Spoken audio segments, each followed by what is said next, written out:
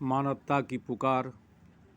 प्रिय बंधुओं, मैं देख रहा हूँ माता पिता से बढ़कर के कोई ईश्वर, खुदा, गॉड, देवता देवी नहीं है, न कोई गुरु है।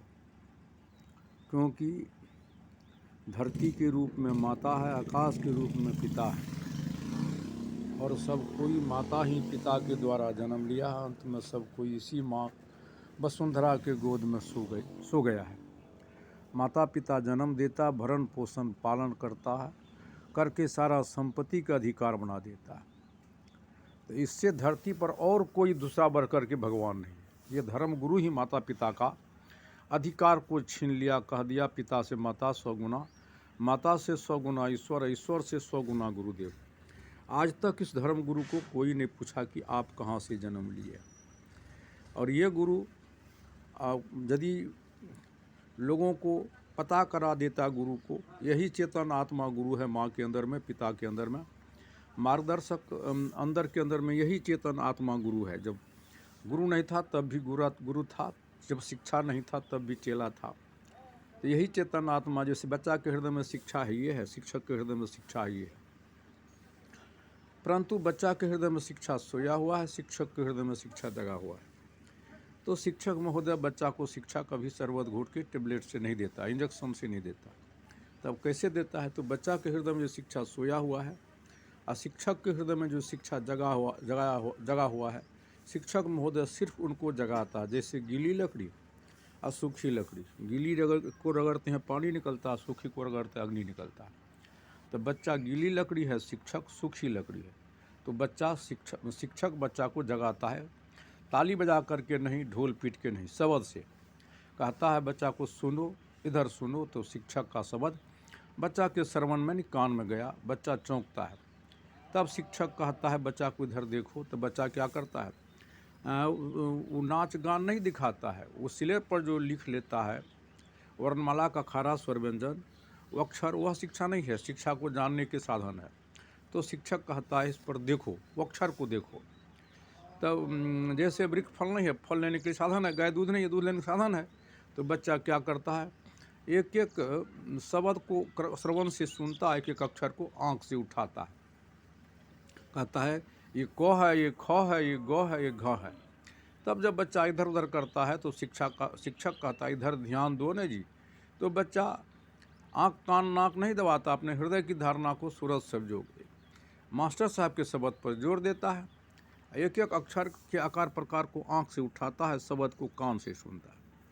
कान देख नहीं सकता, नयन सुन नहीं सकता, सुनने वाला चेतन आत्मा है। तब क्या करता है? स्लेट पर भी लिखता, अपने हृदय में भी लिखता है।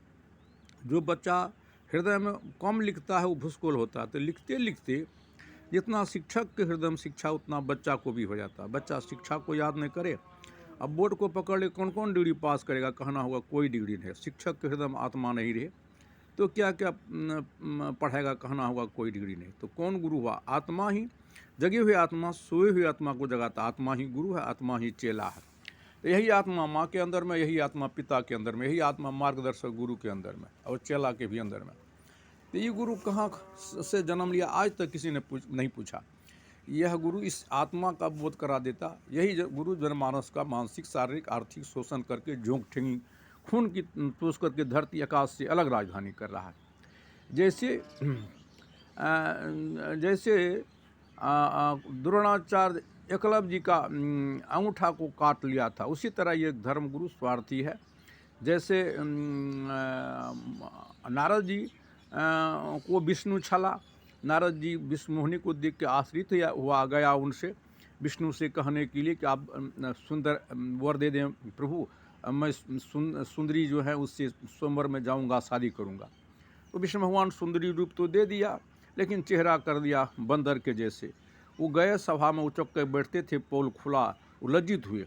इसी प्रकार हरणाकंसपु और प्रहलाद में भी ये विष्णु छली है, छला है।